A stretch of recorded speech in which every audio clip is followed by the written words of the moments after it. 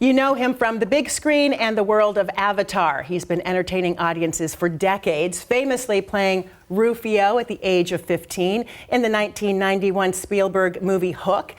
Dante Basco is the Hollywood icon, not just on screen, but also the voice behind Jake Long, the American Dragon, and later Prince Zuko from Avatar, The Last Airbender. So what brings Dante Basco to our studios?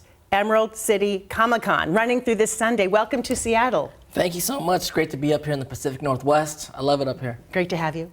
Okay, we're going to get right to it because last year you had the chance to sort of reprise the role, the famous role of Rufio from Spielberg's movie in the new show Blind Spotting in Stars. Yes. Yeah. Oh, yeah. So what was it like, sort of recreating such a famous role? I mean, it was very cool. I mean, shout out to Raphael Cassell and David Diggs were friends of ours that did Blind Spotting. Raphael, he hit me up and he had an idea to do something on the show. I'm originally from the Bay Area. I'm a big fan of them personally, and Bay Area talent. I love the movie Blind Spotting.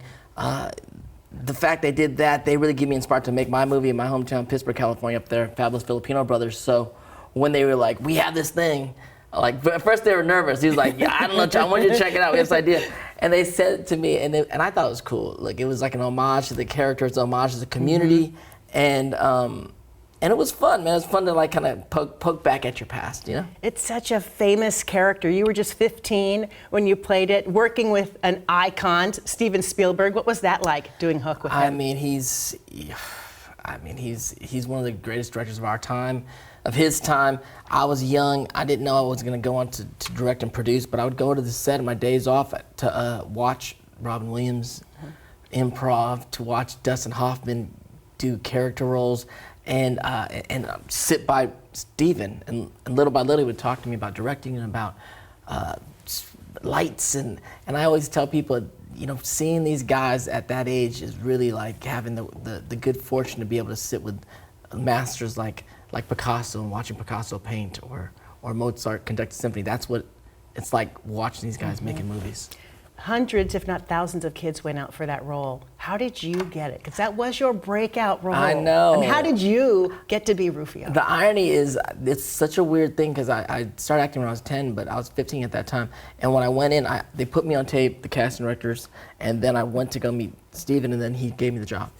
I didn't even read the second time. No, like I thought I didn't get the job because he didn't read me. Did he ever tell you why you got it? Yeah, because on the set later on, I was like, Steven, you know, I never got a job like this. It's so weird because when we met, you didn't even let me read the material. He's like, no, I just wanted to meet you and just see if we were right, you know? And I go, why'd I get the job? And Steven said, out of all the kids that we auditioned, I saw your tape and you're the only kid that scared me. That's what he told me. You don't seem scary now. I know. But hey, whatever works, right? At that time, like, I'm from the neighborhood. I was going through, you know, I grew up in hip hop. I grew up, especially in the 90s, there's a lot of gangs in the neighborhood. There's a lot of things. I understood aspects of it. And I think I was able to portray some of those things and bring that to Rufio. And to think that hip hop, because you were doing that when you were little with your whole family, would translate into you becoming this huge movie star.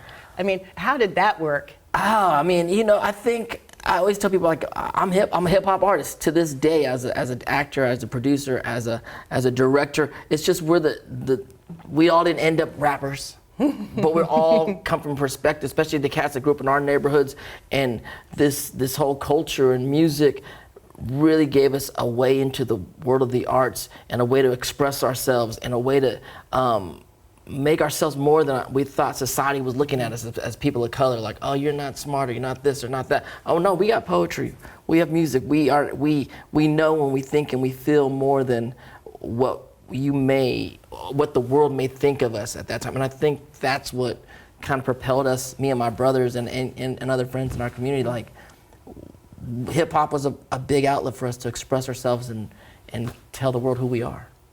And it was incredible. I mean, you really were the beginning of a generation of that kind of expression. We have to get to Prince Zuko, Avatar, The Last Airbender. 19 years old this year, that show. It is an iconic character, and the arc of that character over that series is just phenomenal, which, you know, which attracts people to you at Comic-Cons all around the world. Yeah. It's fascinating. You know, it's been a long career and we've done a lot of things, and something like doing a cartoon, that when I'm doing a cartoon, And it's the voice of the cartoon. And the voice of the cartoon, and I didn't even know that this cartoon was gonna even make it on the air because it was so un-Nickelodeon, especially at that time. I was like, this is not SpongeBob SquarePants. This is some epic Asian-inspired, anime-inspired tale. And like, you're doing Dora the Explorer. Like, this is different, you know? But, you know, some 19 years later, I talked to some of the cast. I'm like, this is so crazy that this is one of the characters I'm gonna be remembered for forever. And it's just a brilliant, brilliant character with an amazing redemption arc that I did not know was gonna happen when I came on the show. I thought it was just gonna be the bad guy, but Mike and Brian, the creators, had a really beautiful world that they created and all these beautiful characters that learned all these amazing lessons that I think the world went along for the ride. What do you think it is about the character in the show that people are just so in love with it, that it's so timeless? I think there's a little bit of Zuko in all of us. I think we all want to be redeemed for something. And I think it was the beginning of, especially with this kind of storytelling and cartoons and animation at that time of our life, where it's a very formative time, especially for this generation. You know, I grew up with things like Transformers, which I love Transformers. You know, but that's like Autobots and Decepticons. It's very black and white worlds. Like Avatar, you can see it's not black and white. There's a lot of gray areas. There's 4 different elements. There's good and bad in every element. There's no absolutes at all. And I think it's just the audience kind of saw more of themselves and more of the world in this world. And that Do you feel really like great. you also grew with the series? 100%, 100%. I mean, you know, like all great characters, they kind of teach you something about yourself. There's a saying in acting, you're stuck with the character and the character's stuck with you. And so I think when I look back at, I'm doing a podcast for Nickelodeon called Brave in the Elements with one of the other actors, Janet Varney, where we go through all the episodes. And I rarely go back and look at stuff in the past, and especially not in this in-depth way, but going back and really watching, it's been really special. And you know, you see that there's a lot of me in that character, and I can see all the stuff that I was going on in my life at that time. I think got infused into the character, and then there's a lot of character that, you know, ends up coming to me as just a person. So if there was one thing, what did you learn from the character? What was it? Well, I learned, well, first of all, as an actor, like, I didn't think much of it, and so it's the old notion of don't judge a book by its cover. Kind of that really is one of the biggest things, and the whole experience of Zuko and Avatar reminds me, don't know so much, leave room to be surprised. Oh, well, I'm going to steal that one. Yeah. Dallas Liu has taken over the role of Zuko for the Netflix live-action series. What is it like to see somebody else take your role and fill those shoes and make it his own? It's great. Dallas reached out to me before he started shooting. You know, I'm part of the whole Asian American film community, and of course it's a really big role, and he's a young actor, and I really loved it that his people reached out. I was like, Dallas wants to talk to you. Would you be willing to talk to him? I'm like, yeah. So we had a great meeting and open line about the character, and I love that he has a lot of respect and pays homage to what's come before him, and I said, that's great, man. I explained to him I come from theater, like no one owns a character. You know, we've all grown up playing the same characters, and we become a fraternity of like actors that get to play a character, and we share this. And at this point, you know, I got to play it, Dev Patel got to play it in a movie. It's your turn. It's your turn. Watch what we did, take what you want. But for, you know, at the same time, you're the young buck. Like, forget us. It's your turn. Have a great time. I can't wait to see what you do. And so I'm very proud of him. The new series has been hailed because it's so inclusive in terms of its casting. As a Filipino American yourself, what does it mean to see that such broad representation in this series? It's beautiful. It's been a change in an era in Hollywood. It's opened up. I've been here for almost 4 decades now, right? And I played everything, and no one even knew what I was coming up. And there is something to be said for that. But we're in an area of inclusion where the roles that were written to be ethnically, specific, that they get to be now, and that is something crazy, because when I came up, there's a whole generation of people that I run into in the streets, and they're like, you know, you're the first cool Asian I ever saw on film and television, like, and you're like, whoa, okay, and it's really phenomenal now that there are more opportunities for the new generation, and I look forward to working with the new generation, also going to the other side, writing, producing, directing, creating more opportunities for the next generation. As you know, Comic-Con events across the country and the world, it's a thing. It's yeah. a big deal. What is it about Comic-Con, especially Emerald City, that is magical? Is it the people who come? Is it the variety? I've learned so much. What is it about Comic-Con that people don't understand who've never been?